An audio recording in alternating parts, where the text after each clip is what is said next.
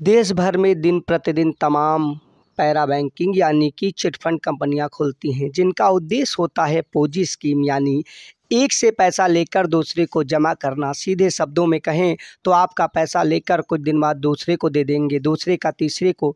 इसी तरीके से अंत में इनका उद्देश्य होता है पैसा लेकर भाग जाना। अधिकतर ऐसी ही एक कंपनी है रोजा वैली, जिसका दिल्ली के जंतर मंतर पर घोटाले के लोगों ने भांडाफोड़ करते हुए सरकार से मांग की थी कि हमारा पैसा जल्द से जल्द वापस कराए। कब मिलेगा रोजा वैली के पीड़ितों का पैसा और क्यों नहीं सरकार ध्यान दे रही है? सरकार से मांग के साथ आज हम आपको दिल्ली आंदोलन भी सुनाएंगे और बताएंगे कि किस तरीके से रोजा वैली का घोटाला अंजाम दिया गया।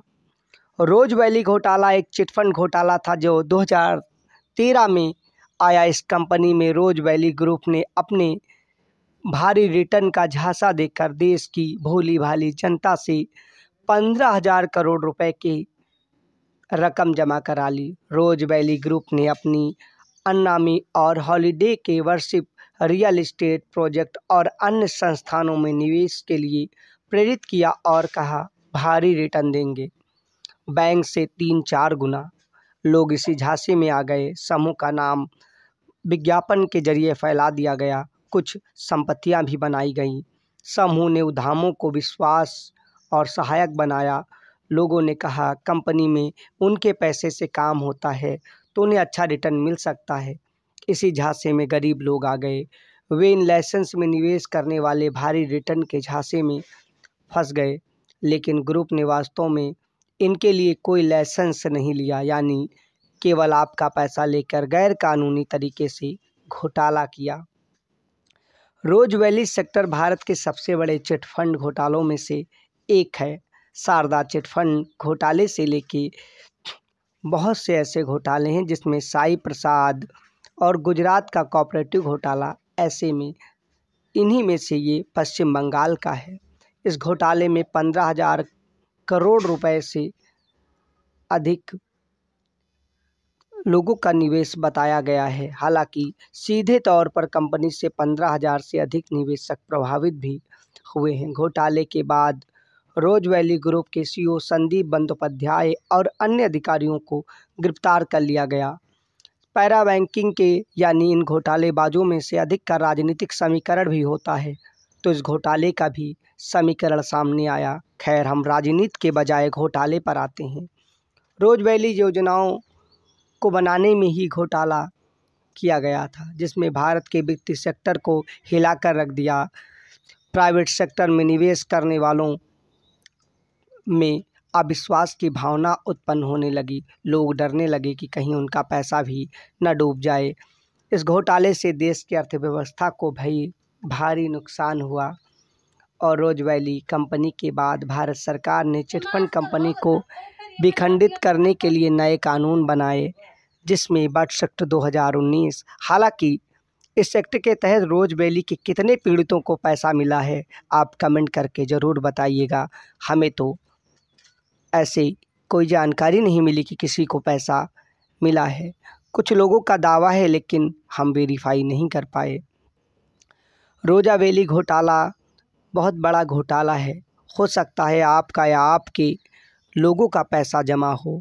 इसी कड़ी में 31 जुलाई 2023 को दिल्ली के जंतर मंतर रामलीला ग्राउंड में ठगी पीड़ित निवेशकों ने आंदोलन किया और मांग की कि उनका संपूर्ण पैसा वापस किया जाए। लेकिन रोजा वैली के इस घोटाले का राजनीतिक संरक्षण कहें या फिर कुछ और, इस मामले में अभी भी कार्रवाई होती नहीं दिख रही है। शासन प्रशासन को तत्काल कार्रवाई करते हुए पीड़ितों का पूरा पैसा बट एक्ट 2019 के तहत वापस कराने की ज़रूरत है। बट एक्ट 2019 साफ तौर पर बताता है लोगों को झांसा देकर ठगी स्कीमों के जरिए पैसा लूटने वालों पर सक्षम अधिकारियों द्वारा कार्रवाई करके उनकी संपूर्ण संपत्तियों को जब्त करते हुए लोगों को पैसा वापस कराया जाए। इसकी डेडलाइन है। ठीक समय से 2-3 गुना समय लग सकता है, लेकिन आखिर क्यों रोजा वैली से लेकर शारदा चिटफंड और गुजरात की बहुत से घोटाले हैं जो आप टैगलाइन में नीचे जाकर आप हमारे चैनल पर देख सकते हैं। एक एक करके चिटफंड घोटालों की आवाज़ हम उठाते रहेंगे। आप हमें समर्थन करते हुए बताते रहिए। हर घोटाले में हर किसी को अंजाम तक ले जाने की ज़रूरत है ताकि लोगों को इसका समय से भुगतान मिल सके। हर प्लेटफार्म पर, चाहे संसद हो या संविधान के अंदर, लोकतंत्र की आज़ादी के साथ साथ जंतर मंतर, रामलीला ग्राउंड या कहीं पर भी, हर मंच पर हम आपकी आवाज़ को समाचारों के माध्यम से रखने की कोशिश करते हैं ताकि पैसा मिले जितना जल्दी। जो लोग फंसे हुए हैं, अगर समर्थन जारी रखेंगे यानी चैनल को देखते हुए लाइक शेयर सब्सक्राइब कर अपने सक्षम अधिकारी या सरकार से सवाल पूछते हुए मांग करेंगे तो पैसा जल्दी मिल सकता है। बाकी सभी प्रकार के घोटालों को हम उठाते रहेंगे। इसी घोटाले का दूसरा पार्ट्स आएगा जिसमें जानकारी होगी किस तरीके से घोटाला हुआ है 2023 यानी आज 18 अगस्त तक क्या हुआ है और संपूर्ण जानकारी सरकार ने इस मामले को लेकर क्या कदम उठाया है। जानकारी के इंतज़ार के साथ अगर सहारा, पीएसएल, सेबी, सूर्या, सीएससी और सैकड़ों बाइक बोर्ड से लेकर टोबो रिटेल मार्केटिंग घोटाले हैं, अगर इनमें आपका पैसा फंसा है, नीचे आपको वीडियो मिल जाएगी।